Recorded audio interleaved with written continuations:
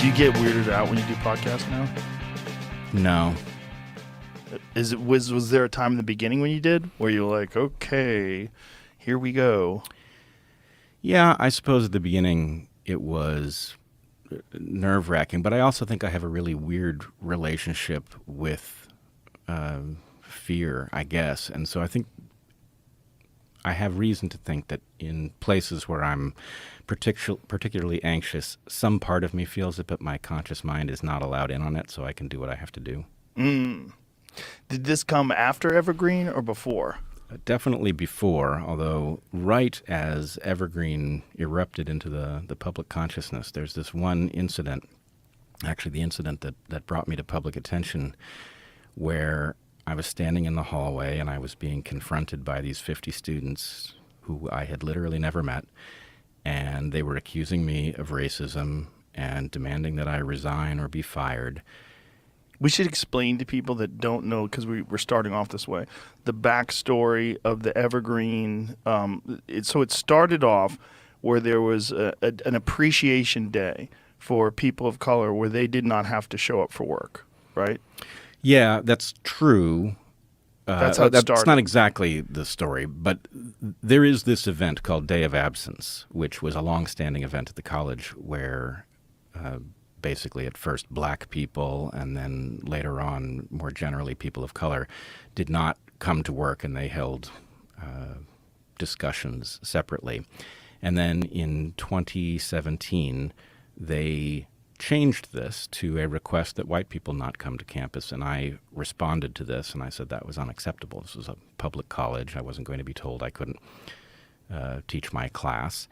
And that did cause a bit of a firestorm, but that firestorm was embedded in a much longer battle that had begun to simmer when the new president of the college, George Bridges, showed up and impaneled a committee effectively to suggest mechanisms for restructuring the college. And the mechanisms were insane. They were a recipe for destroying the place, and it was my obligation as a faculty member to point out that it would be a terrible idea for us to adopt these policies.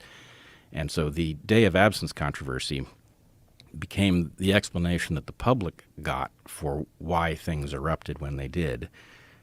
But it was one example among many of things that were afoot at the college. What were the other policies that he was trying to implement? Well, let's take, for example, the one that Heather and I were most troubled by was a proposal that every faculty hire needed to be justified on the basis of it in some way addressing inequity. And so you can imagine an environment where you need to hire a mathematician or a chemist, and the answer is, well, you can't really hire anybody whose background doesn't include some strong evidence of their being an activist. And so anyway, that would have been debilitating to the college. That was one thing. Another thing was the suggestion that the college would only be functional at the point that every single graduate was equally capable. And there is exactly one way to do that, which is to hobble all the people who are highly capable. So these were things that didn't make any sense. Equally capable by what metric? By every metric.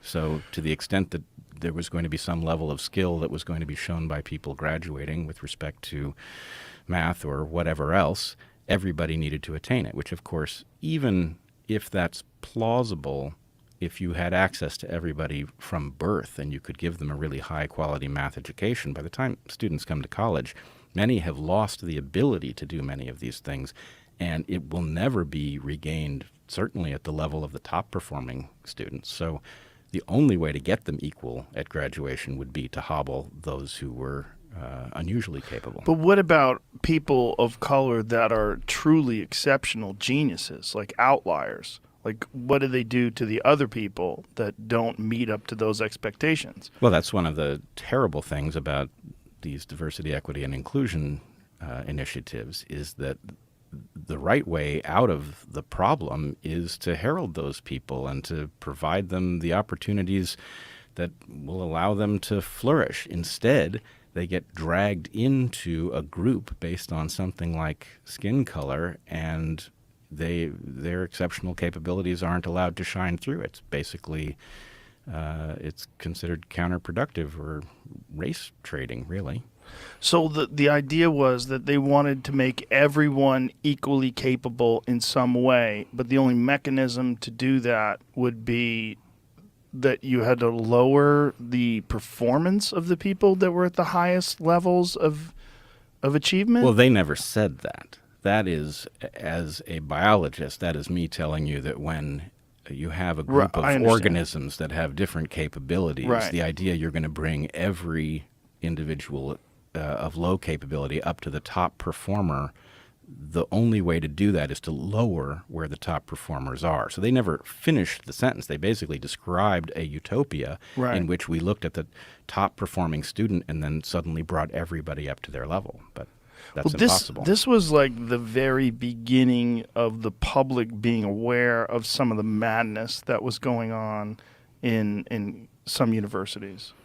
Well, I think there are a number of things that are true about it. One is the protesters at Evergreen were foolish enough to film everything they did, and they uploaded it first to Facebook and then an account called Not My Fault 1, I believe, transported it over to YouTube. And when people saw how absurd it was, it made it much harder to deny that something had gone very wrong. Now, of course, the response at that point was, well, that's Evergreen. And I, at this point now famously said, no, Evergreen is maybe more dramatic in this way. It's earlier, but this is going to spill out into everything. It's already riddled throughout the other universities, and now that's just undeniable. Yeah, I remember the early days when this was happening, when I would do podcasts about it. And I think this is back when I was still reading comments. And one of the comments was, why would you care about what's happening in these universities? Like, this has literally no bearing on you.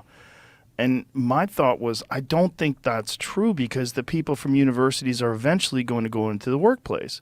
And if this ideology is so radically different than anything I experienced when I was in my early 20s, like there's a shift in the culture that seemed to be a groupthink shift that was forcing people to accept these crazy ideas, and that this is going to have some spillover. And now we know that that's 100% true. Like, Jordan was ringing the alarm for this a long time ago, and I'm sure you're aware of what's happening to him now. I am aware that something new is happening to him in the last couple of days, but I have not caught up to it. I don't know if he wants me to discuss this publicly,